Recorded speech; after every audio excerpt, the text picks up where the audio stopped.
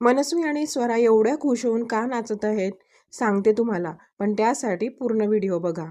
तर रोज सकाळी स्वरा जेव्हा स्कूलला जाते तेव्हा मी टिफिनसाठी तिच्यासाठी ती भाजी बनवते. तीच भाजी मी आणि मनस्वीसुद्धा खाऊन घेतो, तर आमचा स्वयंपाक तेव्हा उरकून जातो. पण आज स्वराने स्कूलमध्ये फ्रुट्स नेले होते. एक दिवस अलाउड असतं तसं, तर माझा स्वयंपाक बाकी होता. मग अंघोळ वगैरे केल्याच्या नंतर मी हे पालक पराठ्यांचं पीठ मळून घेतलं आणि ते पीठ सेट व्हायला ठेवलं. तोपर्यंत कालच्या दिवशी जी सत्यनारायण पूजा केलेली, तर त्या पूजेची उत्तरपूजा करायची होती. त्याच्यानंतर देवपूजासुद्धा करून घेतली आणि उत्तरपूजासुद्धा केली.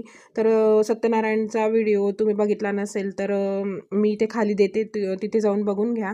पूजा वगैरे झाल्याच्यानंतर घरातली कामं आवरली. तोपर्यंत मनस्वीची एक्झाम सुरू आहे, तर तिचा रिव्हिजनसुद्धा घेतली आणि तिला स्कूलला पाठवलं. त्याच्यानंतर थोड्या वेळाने स्वरा पण आली स्कूलमधून आणि तिच्यासाठी गरम गरम पराठे लाटून देत होते मी. तर पराठे तूप लावून खूप आवडतात, एकदा ट्राय करून बघा. आणि त्याच्यानंतर कपडे वाळत घालायचे राहिले होते. कपडे वाळत वगैरे घालून घेतले आणि जेवायला घेतलं मी सुद्धा. तर मी जेवायला घेतल्यावर यांनासुद्धा भूक लागलेली असते. तर जेवायच्या आधी यांना जेवण टाकून दिलं त्यांचं आणि मग नंतर मी Later जेवायला that घेतलं. same evening.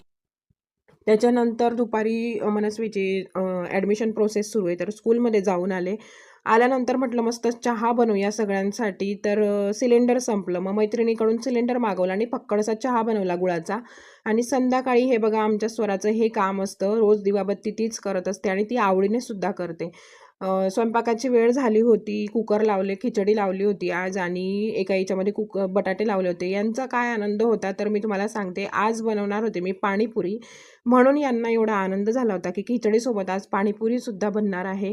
आणि मी ही पूर्ण पाणीपुरी होममेड बनवलेली, तर खूप छान होते, टेस्टी होते.